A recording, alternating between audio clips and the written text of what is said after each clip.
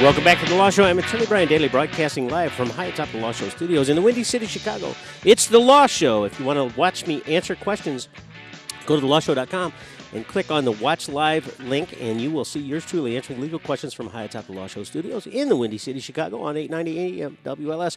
We broadcast every single Saturday at 10 a.m. I'm Brian Dailey, host of The Law Show and founder of the Dailey Law Firm with offices in Detroit, Chicago, and Boca Raton. We are here to answer all your questions, all your legal questions. It doesn't really matter what it's about. I tend to be involved in the area of injury, personal injury, medical malpractice, business litigation, and also the defense of white-collar crime, mostly in the federal court. But I can handle it in all state courts. If you have a legal question and you know somebody who does, you can send that question to questions@thelawshow.com. If you don't want to go on the air, call 855-529-7469. That's 855-LAW-SHOW.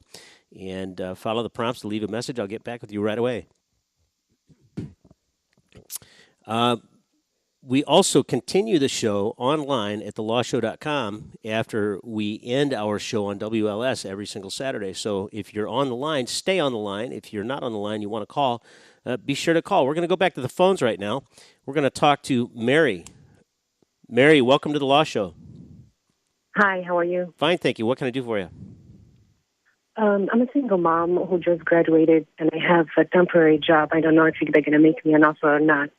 I have a lot of debts and a condo that's going on foreclosure. What do I need to do? To file for bankruptcy or judge fight it? I put my condo for sale. Have you been sued for foreclosure, Mary? It's going through, but it's delayed. There is a program that's delaying it. I still have a chance if I want to save it, but I don't know that I'm going to have the income to save it.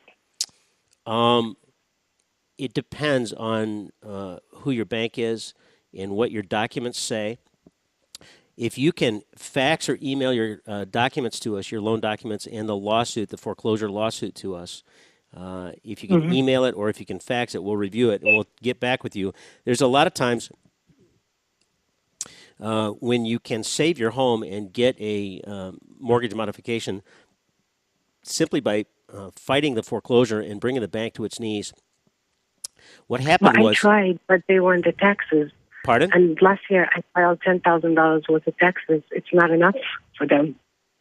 Well, what I'm telling you is the banks are vulnerable because their paperwork is often in bad shape and because they often didn't follow the law when they were doing what they were doing. Sometimes they split up the mortgage and the note, and they would put the mortgage in the name of Mortgage Electronic Registration Systems or somebody else to hold it as a straw man. And they would give the note payable, and they would pass it around from bank to bank to bank to bank to bank. And some states think that's illegal, and I think it's illegal too. And we can sometimes eliminate that mortgage altogether, but you got to fight your foreclosure. And going through one of those programs is not going to get you anywhere. Banks make more money on foreclosing on a property than they do on modifying it and keeping you in the home. They don't care. They don't care if you've worked all your life. They don't care if you're a single mom. They don't care if your kids are going to be on the street. They don't care if you're going to have to, drink sour milk and eat stale crackers for dinner. They don't care. You know what they care about? They care about the almighty dollar, which is horrible. It's a terrible circumstance in our society right now. Mary, I want you to call me during the week, and I want you to schedule an appointment to come in and see us. We don't charge for the initial consultation. I really want to help you out, and I want to help you and your kids and your family out, okay? Thank you. Thanks for calling. What is the number I call you? Is it the same 855? Yep, 855-LAW-SHOW. Thank you. Thanks for calling the Law Show. I hate it when I hear stories like that. Banks coming after single moms with kids, putting them out on the street, not following the law. They only care about the almighty dollar. I hate that.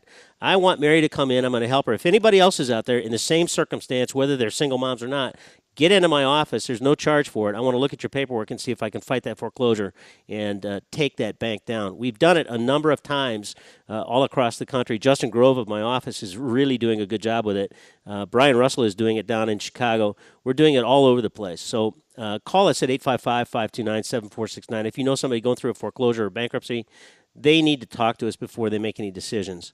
We're going to go back to the phones right now. We're going to talk to Bob. Bob, welcome to the Law Show. Thank you. I had a friend of mine die back in August. Yes. And in his will, he named me and another gentleman as co-administrators or co-executors. Yes. The co-administrator had a lawyer that he knew that he wanted to use, which was fine with me.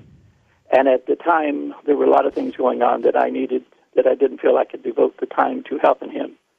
I sent him a letter, the co-administrator, declining to serve. Okay. Now, my question is this. I called the probate court the other day, and his will has not been entered into probate. Do I have a fiduciary responsibility to do anything? I don't think so, because if you have not agreed to serve, then that means that you haven't been appointed by the court to do that. There's no order appointing you, and so you don't have to go seek that order. Just because he appoints you doesn't mean that you have to accept that appointment. Okay? No, I mean, what happened is I sent him a letter declining to serve, but he hasn't gone forward and entered the will into probate. Well, what's the value of the estate? Is there anything in the estate? It's considerable. I was payable on death and transfer on death. I got about 800 and some thousand, and there's probably another 300,000 or 400,000 that would go to him, the co-administrator. So whatever's left in the estate has nothing to do with you?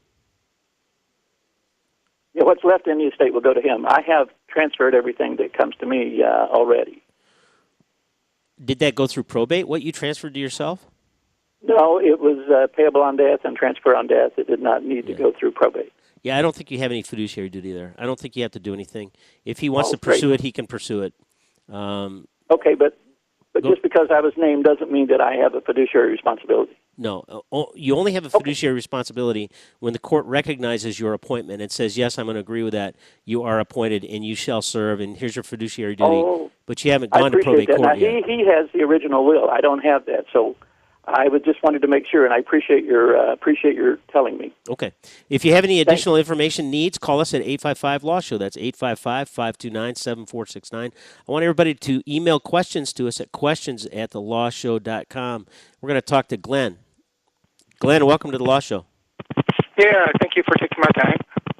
I have a question regarding a corporation I had purchased, or actually me and my wife had purchased from our in-laws. Yeah, Glenn, we got a really bad signal, so I'm going to drop you off the line. I want you to call back, okay? It's really hard to hear a question when we got a bad signal, so you just got to recall, okay? We're going to go back to the phones. We're going to talk to Jerry. Jerry, welcome to the Law Show. Hello? Jerry? Hello? We're welcome to the Law Show. Hello? Goodbye. We're going to continue answering all your legal questions at 855-529-7469. That's 855-529-7469. We're going to talk to Dan. Dan, welcome to the Law Show. Yes, hello. I have a question.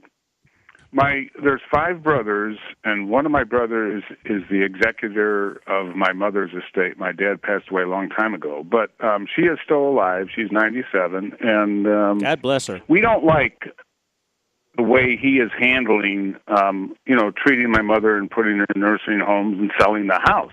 Is there any way to change somebody else to be the executor? Is your mother competent? Can she make her own decisions? She's like 97, and she's kind of wishy-washy just in the last couple of months, Yeah. So I don't know. I don't know legally if they would rule her competent or not. Well, it's got to start with the doctor. If a doctor says that she's not competent to make her own decisions for whatever reason, then you have a way to go in there and suggest to the court that the brother is not doing well by your mother and that he should be replaced by somebody else. But it sounds like if your mother's making her own decisions, that she's okay with what he's doing, and you may have a hard time getting that taken care of, okay? Okay, but if she is incompetent? If she's incompetent, then you file a probate petition, ask the court to appoint a conservator and a guardian so that that person can make decisions, okay? Right now your brother's probably acting under a power of attorney, right? Yes. Okay. Well, when she's not competent, that power of attorney goes away, especially when you go to court and ask the court to appoint somebody different to take over those decisions, okay? Okay. All right. Let me know if I can be of any assistance Okay, to thank you very much. All right. We're going to continue answering all your legal questions at 855-529-7469, but not until we come back from these a few short messages after this break. I'm attorney Brian Dailey, broadcasting live from high atop the Law Show studios in the Windy City, Chicago. It's the Law Show. Call us now at 855-529-7469, and we will answer your question. You can also send them to questions@thelawshow.com. We'll be right back.